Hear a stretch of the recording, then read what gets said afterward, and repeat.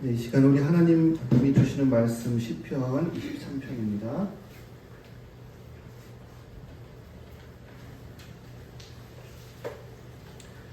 시편 23편 우리 한 목소리로 같이 합독하겠습니다.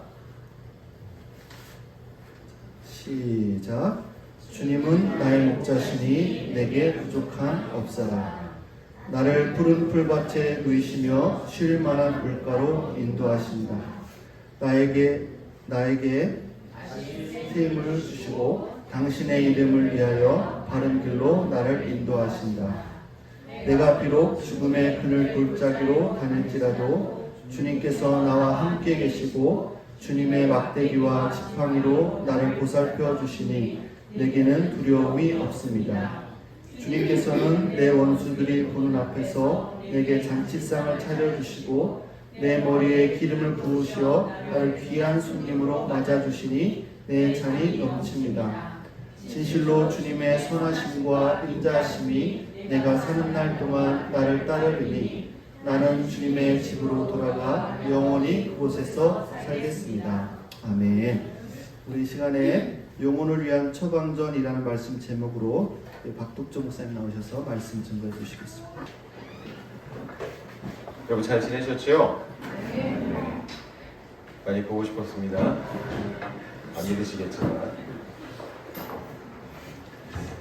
아까 목사님 찬양 인도하시는데 제가 1년 전에 캐나다 와서 소망의 교회 와서 첫 예배를 드렸던 때가 생각이 나더라고요. 그때 너무 은혜가 됐고 마음에 뭔가 막 치밀어 오르는 게 있었는데 그 느낌을 오늘 다시 받는 것 같아요. 반갑습니다.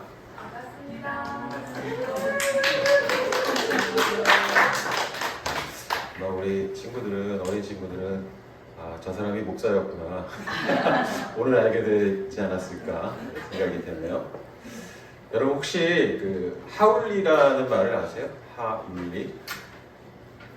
하울리는 그 하와이 원주민들이 외지인들을 부를 때 사용하는 말인데 그 의미가 좀 예사롭지가 않아요. 하울, 리의 하는, 숨, 영혼이라는 뜻이고요. 울리는 없다 라는 뜻이에요. 그러니까 하울리가 뭐냐면 숨이 끊어진 사람, 영혼이 없는 사람 이런 뜻인 거죠. 왜 하와이 원주민들이 외지인을 하울리, 숨이 없는 사람, 영혼이 없는 사람이라고 불렀을까? 1820년대에 하와이를 이주했던 유럽인들을 그 당시에 하와이 원주민들이 그렇게 불렀다는 데서 이게 유래가 됐다고 하는데요. 하와이 원주민들이 이렇게 이야기를 합니다. 우리 조상들은 외지인들이 늘 농장과 목장 그리고 항구를 건설하느라고 바쁘다고 생각했습니다. 그들은 항상 뭔가에 쫓겨 보이고 걱정과 염려가 많아 보였습니다. 하와이 원주민에게 그들은 늘 숨이 가빠 보였던 거죠. 하와이 원주민들 눈에 비친 그 백인 이주민들의 삶은 늘 숨이 가쁜 무의 상태, 영혼이 없는 상태였던 거예요. 자기들이 살아있을 동안 꼭 이루어야만 하는 수많은 일들이 있는 것처럼 더 편하고 더 좋은 조건을 위해서 항상 숨을 헐떡거리면서 사는 삶, 영혼이 없어 보이는 삶, 삶을 돌아보지 못하고 일하기만 하는 삶, 그게 하와이 원주민들이 말하건 그 백인들의 삶이었던 거죠. 근데 저는 이 캐나다에 사는 한국인들의 삶도 이것과 비슷하지 않을까라는 생각이 들어요. 제가 캐나다에 온 지 1년이 조금 지났는데 1년 동안 느낀 게 뭐냐면 캐나다는 참 여유로운 나라다라는 거예요. 한국하고 좀 다르게 치열하게 경쟁하지도 않고 인생을 즐기며 사는 나라다라는 생각이 들었어요. 근데 여기 사는 한국인들은 좀 달라 보이더라고요. 캐나다에 살아도 한국인들은 여전히 한국인이다라는 느낌이 들었습니다. 그러니까 겉으로는 캐나다 사람들처럼 여유로워 보이는데 이민자로 사는 그 한국인들의 삶이 오래전 하와이에 이주한 유럽인들의 삶과 크게 다른 것 같지 않다. 염려와 걱정에 치이고 힘겹게 경쟁하느라 숨이 가빠 보인다라는 생각이 들었어요. 제가 지금 마트에서 일하고 있는데요. 오늘까지 그 마트가 세일을 하거든요. 이 세일 기간에 몰려드는 한국인들을 보면서 진짜 하울리다라는 생각이 들더라고요. 근데 여러분 이게 하나님 믿는 사람들도 별반 다르지 않은 것 같아요. 캐나다 한인교회 성도들을 보면 우리 인생의 공급자가 되시는 하늘의 아버지가 있다라고 말하면서도 불구하고 믿지 않는 사람들하고 똑같이 먹고 사는 일에 치이고 염려하고 걱정하고 놀라고, 그래서 만족과 평안 없이 영적인 질병을 달고 살지 않는가 생각이 듭니다. 여러분은 어떠세요? 만약 여러분도 혹시 그러시다면 좀 기억하시면 좋겠는 게, 여러분, 신앙이라는 것은 염려하지 않는 것을 기반으로 세워지는 거예요. 마태복음 6장에 예수님께서 너희 몸을 위하여 무엇을 먹을까 무엇을 마실까, 너희 목숨을 위하여 무엇을 먹을까 무엇을 마실까, 너희 몸을 위하여 무엇을 입을까 하지 말라라고 하시면서, 이것은 다 이방인들이 하는 것이다. 하나님 믿는 사람들이 하는 게 아니라 하나님 믿지 않는 이방인들이나 걱정하는 것이다 라고 이야기하셨어요. 다시 말하면 염려와 걱정의 질병을 치유하고 우리 영혼의 평안과 만족이 없으면 신앙은 성장하기 어렵다는 거죠. 네 가지 밭의 비유를 말씀하시면서 이야기하신 것처럼 염려와 걱정의 가시떨기가 우리 안에 있으면 아무리 좋은 말씀이 떨어져도 절대로 열매 맺을 수 없다, 이렇게 이야기하시는 거예요. 그러면 우리 영혼을 병들게 하는 그 염려와 걱정의 질병, 우리가 늘 달고 사는 이 염려와 걱정의 질병은 어떻게 치료할 수 있나? 그 스위스의 정신과 의사이면서 심리학자인 폴 트루니에라는 분이 있는데, 이분이 자기에게 찾아오는 그 우울증 환자하고 불안증 환자들에게 굉장히 독특한 처방을 내렸다고 해요. 이게 뭐냐면, 오늘 우리가 읽은 이 시편 23편 말씀을 하루에 6번 묵상하라는 거예요. 아침에 2번, 점심에 2번, 저녁에 2번. 빨리 읽으면 안 되고, 빨리 읽어버리려고 금방금방 읽으면 안 되고, 한 구절 한 구절 천천히 음미해 가면서 깊게 묵상을 하라, 이런 처방을 내렸대요. 근데 놀라운 것은 정말 그 처방대로 하루에 6번씩 시편 23편을 묵상한 사람들이 우울증이 치료되고 불안증이 치료되는 일이 있었다는 거예요. 그러니까 이 말씀 안에 우리가 가지고 있는 염려와 걱정, 불안과 우울과 두려움, 이걸 치유하는 능력이 있다는 게 입증이 된 거죠. 그래서 저는 오늘 이 시편 23편 말씀을 여러분과 함께 나누면서 염려와 걱정의 질병을 치료하고 우리에게 만족과 평안을 주는 그 처방전 3가지를 함께 나누고 싶은데요. 자, 첫 번째, 우리 영혼의 만족과 평안을 주는 첫 번째 처방전은 목자의 마음을 가지라는 것입니다. 우리 1절 같이 한번 읽겠습니다. 자, 1절 같이 읽을게요. 시작. 주님은 나의 목자시니 내게 부족함 없어라. 제가 이 말하다 보면 자꾸 입이 말라가지고 물을 중간중간에 좀 마셔야 됩니다. 용서해 주세요.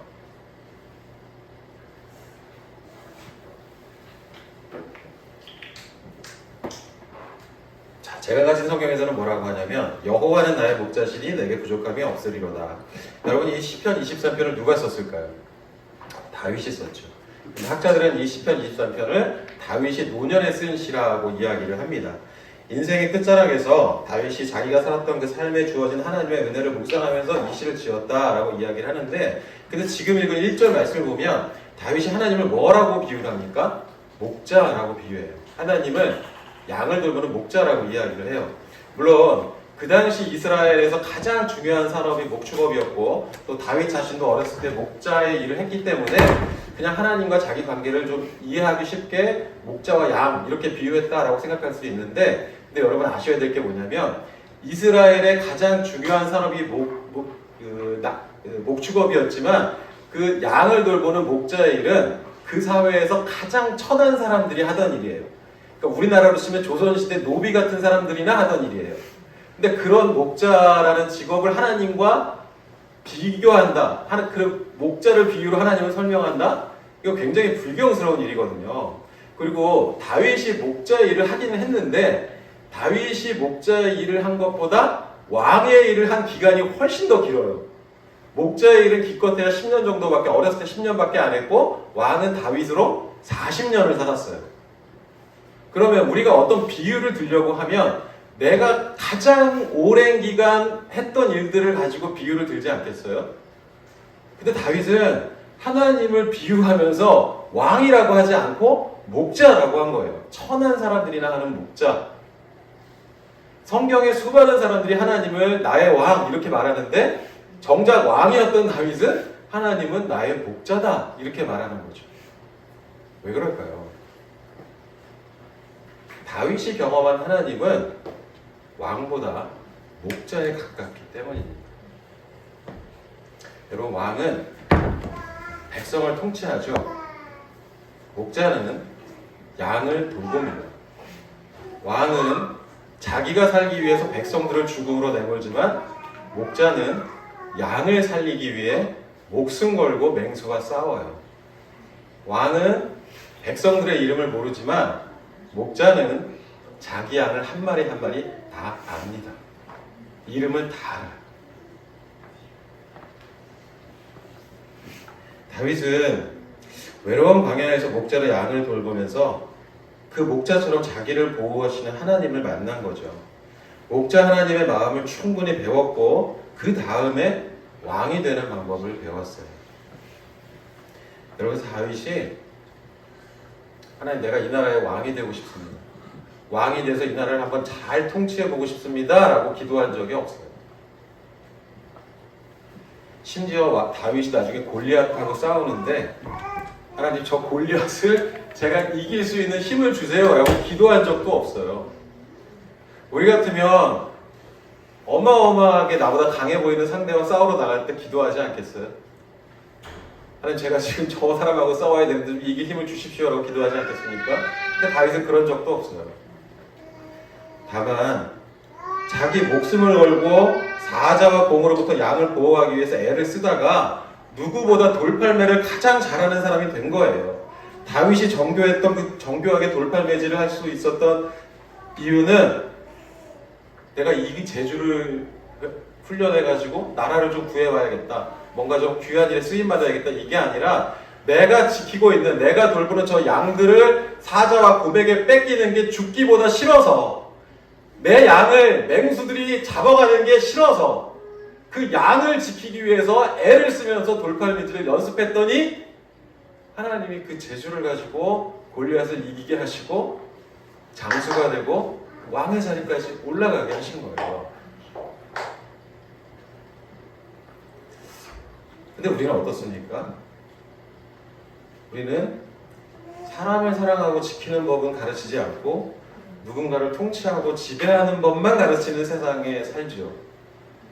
부모님들이 자녀들에게 제일 많이 하는 말이 그거 아니에요? 너 머리가 돼야지 꼬리가 되면 안 된다. 머리가 돼서 네가 다스려야지 꼬리가 돼서 쫓아가면 안 된다. 하나님을 믿는 우리 안에도 목자는 되지 않고 왕이 되려고 하는 마음이 솔직히 있죠. 근데 여러분 보세요. 목자가 되려고 하는 사람이 없고 왕만 되려고 하는 사람으로 가득한 세상이 지금 얼마나 혼탁합니까? 권력을 잡은 사람은 많고 국민을 보호하는 사람이 없는 이 사회가 얼마나 많은 이들에게 분노와 슬픔과 절망을 안겨주고 있습니까?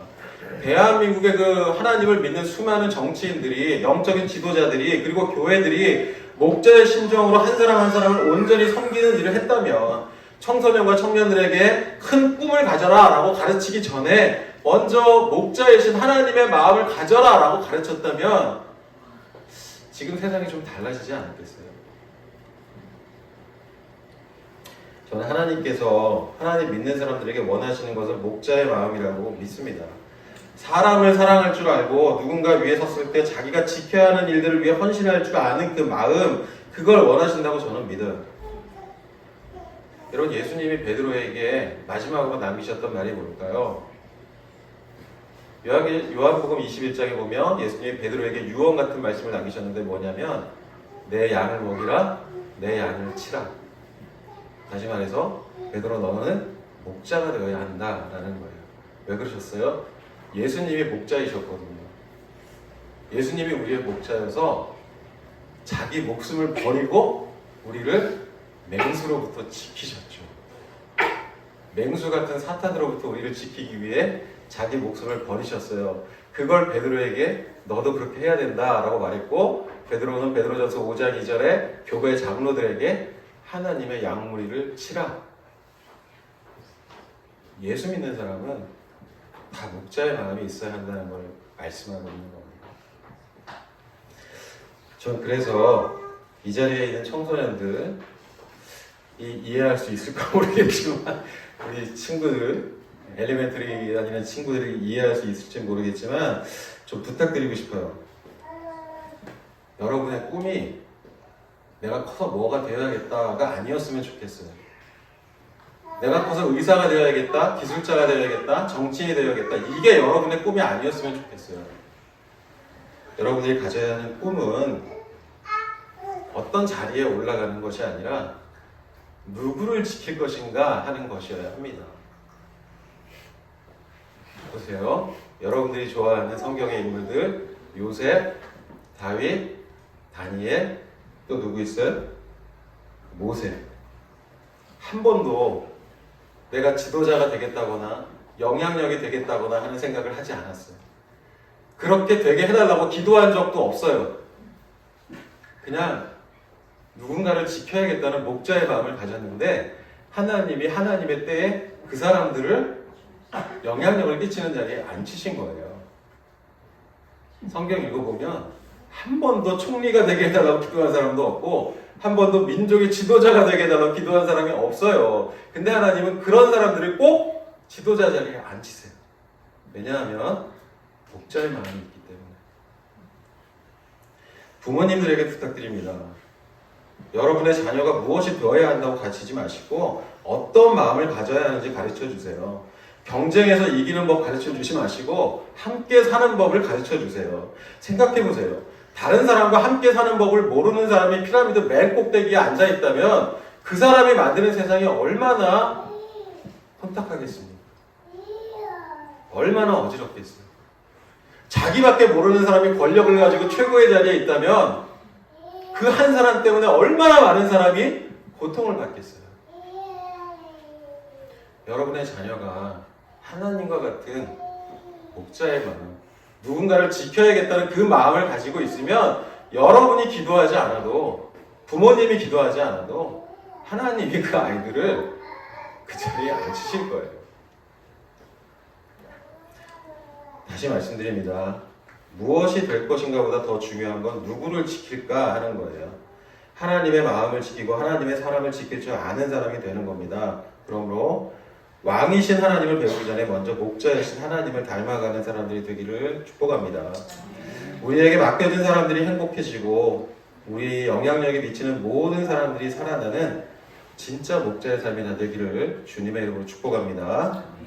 자, 두 번째, 우리 영혼의 만족과 평안이 임하는 처방전은 마음에 감격을 새기는 겁니다. 우리 2절 같이 읽겠습니다.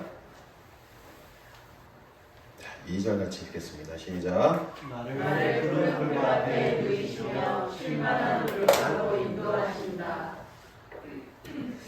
자, 목자이신 하나님을 고백한 다윗이 이제 이어서 하나님이 자신을 푸른 물밭에 누이시고 쉴만한 물가로 인도하셨다라고 고백하는데, 여러분 저는 약간 엉뚱한 생각을 많이 하거든요. 그래서 이 부분을 읽으면서 그런 생각을 했어요. 내가 나중에 죽어서 천국 가면 다윗을 만나면 한번 좀 물어봐야겠다. 저거 진심이냐? 당신이 진짜 그렇게 생각하는 거냐? 아니면 그냥 그런 척 하는 거냐? 물어보고 싶더라고요.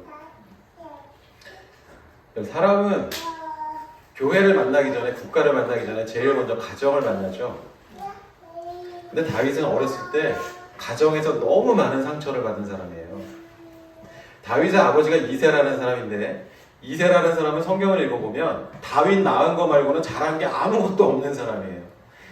그 하나님의 선지자인 사무엘이 이새의 집에 찾아와서 네 아들들 중에서 한 사람을 내가 이스라엘의 왕으로 기름 부을 거다, 그렇게 안수기도 하려고 하는데, 다윗이 들에 나가서, 그 10살밖에 안 된 다윗이 들에 나가서 양치고 있는데 걔를 부르지도 않고 다윗이 없는 것처럼 그냥 나머지 집에 있던 아이들만 소개를 해준 거예요. 근데 나중에 사무엘이 이 아이들들 말고 다른 아들 없냐? 라고 하니까 그제서야 마지못해서 저기 저 들에서 막내가 양치고 있는데요. 약간 뉘앙스가 뭐냐면, 걔는 왕될감이 아니에요. 걔는 쓸모없는 애고 아주 그냥 없는 사람 취급해도 돼요. 이런 뉘앙스로 이야기를 해요. 얼마나 다윗이 가정에서 상처를 많이 받았겠습니까? 근데 나중에 다윗이 아버지 심부름으로 형들에게 도시락을 주고 전쟁터에 갔다가 골리앗을 무찔렀는데 그걸 계기로 왕의 장수가 됐죠. 그래서 인생이 좀 풀리나 했는데 다윗이 가졌던 첫 번째 직장, 그 왕의 장수라는 직장을 들어갔더니 자기 보스가 미친 사람이에요. 왕이었던 사울이 귀신 들려가지고 미친 사람이어서 다윗을 죽이려고 해요. 그래서 왕을 피해가지고 광야를 떠돌아다니면서 죽을 고생을 엄청 많이 합니다. 근데 나중에 우여곡절을 겪고 다윗이 왕이 됐을 때는 또 무슨 일이 일어나요? 아들이 반란을 일으켜서 아들을 피해 다니느라고 계속 도망을 다녀요. 다윗은 왕이지만 진짜 그 사람처럼 인생이 힘들었던 사람도 없는 것 같아요. 그래서 저는 다윗 만나면 진짜 당신 인생이 그렇게 쉴만한 물가에 있는 것 같은 인생이었다고 물어보고 싶은 거죠. 여러분 3절을 보십시오. 3절을 보면 다윗이 뭐라고 그러냐면 제가 가진 성경으로 주께서 내 영혼을 소생시키셨다라고 하는데 무슨 말이냐면 내가 죽을 뻔했는데 하나님이 나를 다시 살리셨다라는 거고 4절에서는 사망의 음침한 골짜기로 다닐지라도 라고 하고 5절에서는 주께서 내 원수의 목전에서 상을 베푸셨다라고 합니다. 그러니까 다윗 인생에 죽을 것 같은 아니면 죽은 것 같은 일들이 너무너무 많았다는 거예요. 다윗을 죽이려고 하는 사람들이 너무너무 많았다는 거예요. 그런데 다윗이 뭐라고 말하냐? 내 인생은 조금도 부족하지 않아. 항상 푸른 불밭에 누워있는 것 같고 쉴만한 물가에 있는 것 같은 행복한 삶이었다라고 고백을 합니다. 어떻게 그럴 수 있었을까?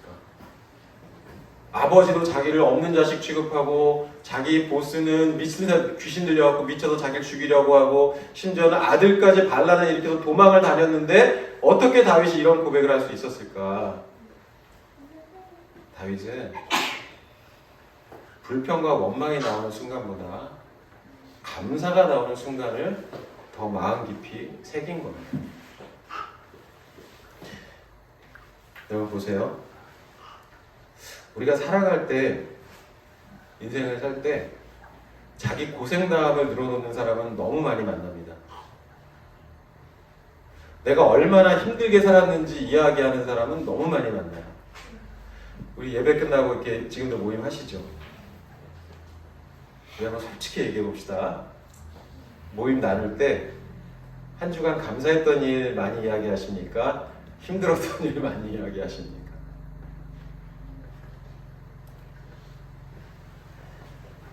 남자들이요, 군대 이야기하면요 전부 해병대 갔다 온 것 같고 전부 특전사 갔다 온 것 같아요.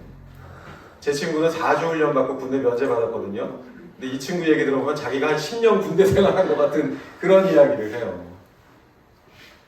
그런데 은혜와 감사, 감격과 기쁨에 대해 이야기하는 사람이 너무 적습니다. 분노를 전염시키는 사람은 너무 쉽게 만나는데 이 감사를 전염시키는 사람은 희귀종이 된 것 같아요. 사람은 언제나 사람에게 영향을 받고 배웁니다.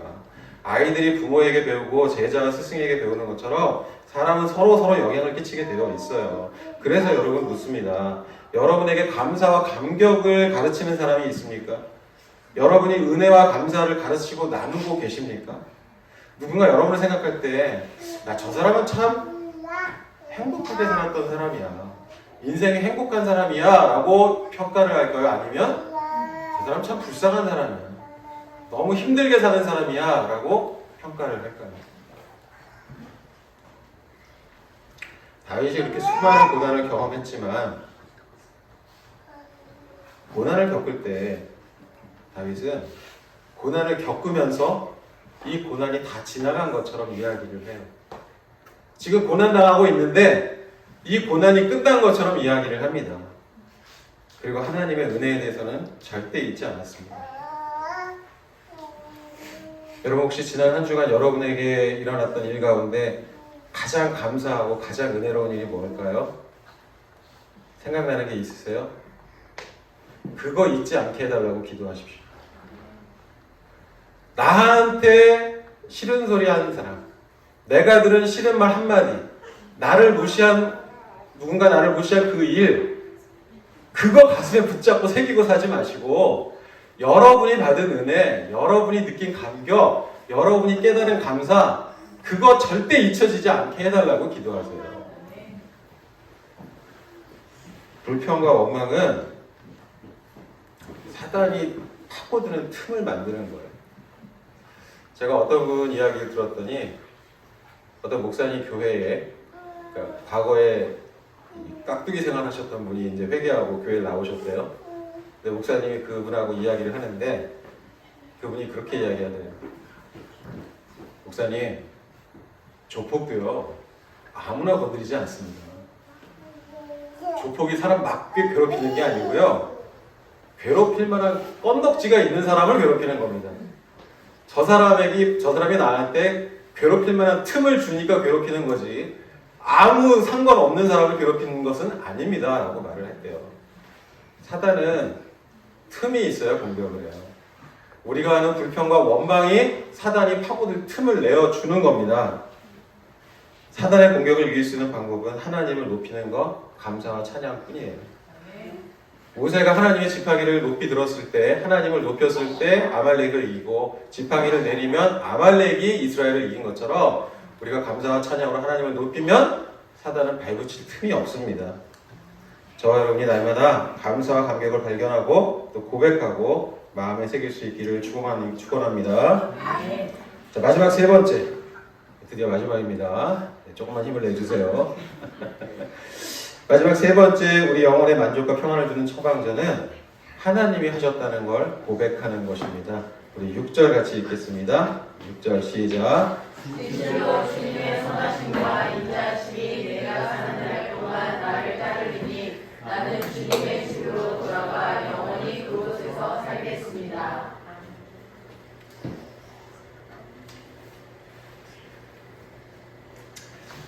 아이를 키워보신 분들은 뭐 다 경험해 보셨겠지만 우리 친구들도 어렸을 때 다 해봤겠지만 저는 저희 큰아이가 어렸을 때 그때 제가 회사를 다녔거든요. 회사에서 퇴근하고 일하고 집에 들어오면 좀 피곤하잖아요. 근데 회사에서 퇴근하고 집에 오면 늘 저녁마다 해야 되는 일이 있었어요. 그게 뭐냐면 우리 아이하고 퍼즐 맞추는 거예요. 그때 저희 아이가 한 5살 됐는데 처음에는 이제 아이 퍼즐 맞출 때 쉬운 거부터 시작하죠. 퍼즐 한 조각이 손바닥만한 그런 퍼즐 한 10개만 맞추면 되는 그런 단계부터 시작했다가 나중에 점점점 시간이 지나면서 이 퍼즐 하나가 손가락 반 정도 되는 아주 작은 거 100개를 맞춰야 되는 이 고난이도의 퍼즐까지 맞췄는데, 근데 솔직히 말하면 저희 아이가 없어서 하는 말이지만 저는 그 시간이 너무 싫었어요. 저는 이렇게 앉아서 뭐 하는 거를 되게 못하는 사람인데 여러분 요만한 퍼즐 100개를 맞추려면 이게 얼마나 오랜 시간이 걸리는지 아십니까? 너무 싫더라고요. 근데 그걸 또 누가 해야 돼요? 5살짜리 아이하고 하는데 그걸 누가 하겠어요? 제가 해야죠. 제가 퍼즐을 하나하나 다 뒤집어가지고 찾아서 야 이거는 저기다 놔야 돼. 그러면 걔가 놓고 그거를 100번을 한 거예요. 근데 또 쉽게나 찾아집니까? 이게 다 뒤집어 봐야 되니까 한 몇 시간 걸려요. 근데 그걸 제가 이렇게 찾아서 주면 애가 놓으라는데 놓고 이렇게 해서 결국 100개를 다 맞춰요. 근데 정말 그때 제일 힘들었던 게 뭐냐면 저희 애가 너무 얄미운 거예요. 퍼즐 다 맞추고 나면 얘가 항상 엄마한테 와 내가 맞췄다 엄마 이거 내가 다 맞췄어요 이러는 거야. 그게 너무 꼴보기 싫은 거죠. 수고는 내가 했는데 공은 지한테 돌리는. 여러분 우리 삶이 그렇습니다. 지금 방금 읽은 말씀을 보면 다윗이 하나님의 선하심과 인자하심이 나를 따를 것이다 라고 하는데 여기서 말하는 선하심은 의로움이고 인자하심은 자비, 사랑이라는 뜻이에요. 그러니까 다윗이 처음에 그렇게 생각했던 거예요. 내가 노력해서 하나님의 의로움을 좀 보여줘야겠다. 내가 열심히 노력해서 하나님의 사랑을 세상에 좀 보여줘야겠다. 이런 마음으로 살았던 거예요. 그래서 그렇게 살려고 열심히 노력을 했어요. 근데 다윗이 노년에 자기 인생을 돌아보니까 내가 의로움을 보여준 게 아니라 하나님이 나한테 의로움을 주신 거구나. 내가 사랑을 흘려보낸 게 아니라 하나님이 나한테 사랑을 주셨던 거구나. 내가 퍼즐을 다 맞출 줄 알았는데 사실은 하나님이 퍼즐 조각을 나한테 주셨던 거구나. 이걸 알게 된 거예요.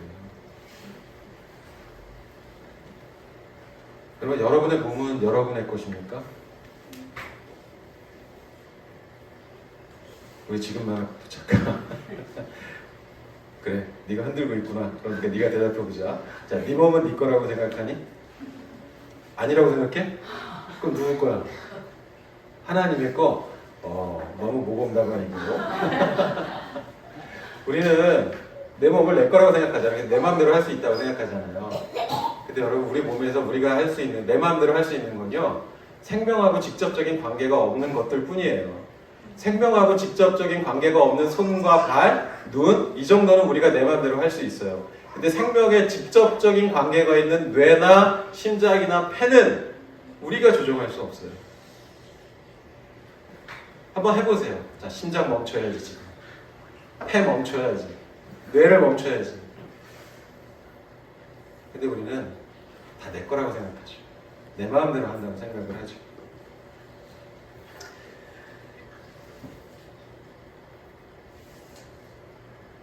제가 사실 이게 제 이야기는 아니고 어떤 목사님이 하신 이야기를 들은 건데요. 그 이야기를 듣고서 좀 묵상을 해봤습니다. 내 몸 가운데 정작 중요한 것들은 내 마음대로 할 수 있는 게 없다면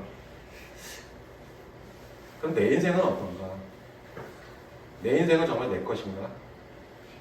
내 마음대로 되어진 것이 많을까? 아니면 내가 의도하지 않았는데 주어진 것이 많을까? 여러분, 우리 모습이 하나님과 닮은 모습으로 변한 부분이 있다면요, 그게 우리 노력으로 된 걸까요? 아니면 하나님이 해주신 걸까요? 다윗의 결론은 하나님이 하셨다는 거예요. 자기가 의로워지려고 노력해도 된 줄 알고 자기가 사랑하려고 노력해서 사랑한 줄 알았는데 이제 봤더니, 죽을 때가 돼서 봤더니 하나님이 그렇게 하셨구나. 나를 그렇게 만드시느라고 하나님이 헌신하셨구나. 이걸 알게 됐다는 거죠. 그래서 우리는 이 세상의 삶이 끝날 때 내가 이뤄놓은 게 별로 없다는 사실에 슬퍼할 수도 있습니다. 그런데 그 슬픔을 뒤로할 만큼 하나님께서 우리를 위해 하신 일도 보게 될 거예요. 저와 여러분이 하나님의 부르심을 받게 되는 그날 이런 고백을 할 수 있었으면 좋겠어요. 진짜로 하나님이 다 하셨습니다. 내가 이룬 거 없고요. 정말 하나님이 다 하신 겁니다. 이 고백이 저와 여러분의 입에서 진심으로 나올 수 있으면 좋겠습니다. 세상을 보고 우리 자신을 보면 우리는 기도하면서도 확신하지 못할 때가 많죠. 사업을 위해 기도하면서도 이 사업이 번성하리라는 확신을 못할 때가 있고, 가정을 위해 기도하면서도 우리 가정이 회복될 거라고 확신하지 못할 때가 있고, 내 자신을 위해서 기도하지만 내가 하나님이 원하시는 모습으로 변화될 거라는 확신이 없을 때가 있어요. 그런데 다윗이 오늘 말씀을 통해서 우리를 격려해요. 우리가 확신하지 못해도, 우리가 의심해도 하나님의 선하심과 인자하심, 그분의 의로움과 사랑이 평생 나를 따라다니면서 나를 떠나지 않을 것이고, 그래서 우리는 영원히 하나님의 집에 살게 될 것이다. 내가 아무리 노력해도 되지 않겠지만 하나님이 나를 그렇게 만드실 것이기 때문에 우리는 하나님의 집에서 살게 될 것이다 라고 다윗이 격려합니다. 오늘 함께 예배드린 저와 여러분이 이런 다윗의 고백이 있게 되기를 바랍니다. 여호와가 나의 목자이심을 고백하고, 오늘도 나는 감격 있는 삶을 살았다고 고백하고, 하나님이 다 하셨다는 걸 고백할 수 있기를 바라요. 그래서 진짜 여러분 마음속에 우울증과 불안이 있다면 이 시편 23편의 말씀을 묵상하시고 오늘 말씀을 기억하셔서 그 불안과 우울이 치료되고 염려와 걱정이 떠나가고 여러분 마음속에 만족과 평안이 있게 되기를 주님의 이름으로 축복합니다. 기도하겠습니다. 하나님, 왕이신 하나님께서 이 땅에 오셔서 양같은 나의 목자가 되어주시고 나를 위해 죽으시고 나를 위해 너무 많은 것들을 이루어 주셔서 감사합니다. 하나님, 그 믿음으로 하나님은 나의 목자이심을 날마다 고백하고 오늘도 하나님으로 인해 내가 푸른 초장과 실만한 물가에 있음을 고백하고 내가 하는 것이 아니라 하나님이 다 하셨음을 고백할 수 있는 삶이 되게 하여 주시옵소서. 예수님의 이름으로 기도드립니다.